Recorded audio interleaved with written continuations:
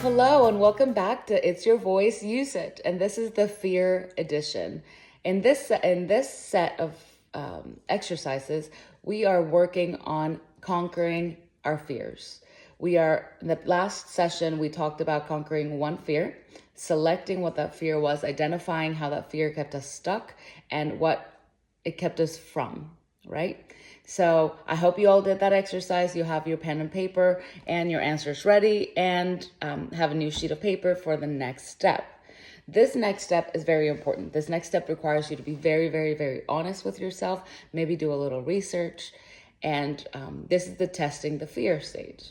So what we want to do is we want to ask ourselves, how legitimate is this fear, right? Is this fear something that's in our head, or is it a real, true fear? The next thing is there evidence that can contradict this fear? Can you see other people that have faced this fear successfully and gotten unstuck? Have you done this in the past where you faced this fear momentarily, moved past the hurdle, and then now you're facing it again? So what is the evidence that can contradict that this fear is real? Also, you have to ask yourself, as the third option is, are you overly exaggerating this fear? How legitimate is that the biggest thing that you're afraid of is gonna come true? So are you just thinking worst case scenario? Okay, are you making a storm out of nothing? Are you contributing to the growth of this fear? Is this fear this big and you're making it into a mountain? So this requires that you're very, very honest with yourself, that you look inwardly, and that maybe you do a little research. Are other people facing this fear? Ask a couple of people, and I'm not saying that because you're afraid of it and other people aren't, it's not legitimate. All I'm saying is if other people can get through it, what makes it so that you can't? Like, what's keeping you so afraid of this? Next one is, what's the most likely outcome? So we have to be very realistic.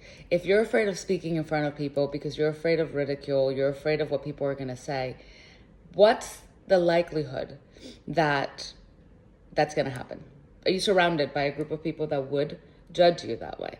Is the problem your environment, or is it an exaggerated fear where you're really just looking at just half empty and not thinking about, hey, more than likely this will come out great. I have to do a couple of things, maybe practice a little more, maybe be more prepared so that I can feel confident. But what's the most likely outcome out of this? The next thing is, what does this fear do for you? When we're younger, our fears serve us to protect us, to keep us safe from, saying the wrong thing and being judged by a group of kids in school, or sometimes you grow up in a household where you can't speak your voice, you can't use your voice because you get in trouble. So as a defense mechanism, your system has created a silence means safety relationship. So how has this fear served you in the past?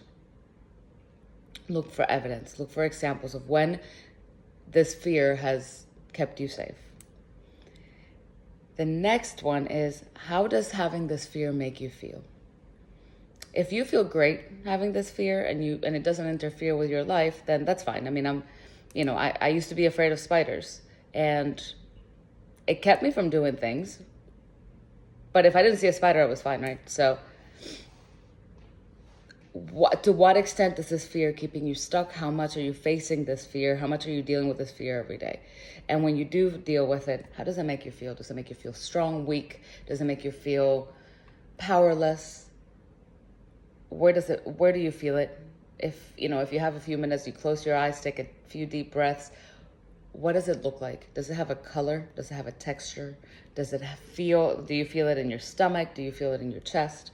Where do you feel it? What does it feel like? Describe it in detail. Once we've done that, we're going to look at our coping plan. Because the reality is that sometimes you are afraid of things that could happen. And even though they're not likely, they can happen.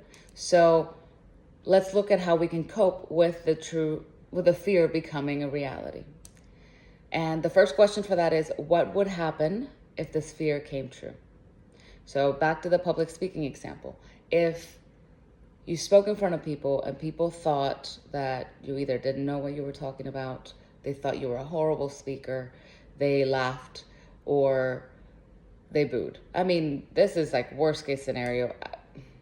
Most accepting, tolerant human beings wouldn't boo you, but let's assume that that's the case. How would you deal with that feeling? What could you do to surpass that moment that in your life? And can you realistically get past the fear? Once you identified it, once you looked at whether it was real or not, is it something that you can get past? And if you cannot get past, what's the backup plan? What else can you do if you're not going to get past this fear? How else are you going to tackle moving forward in your life if this fear stays in place?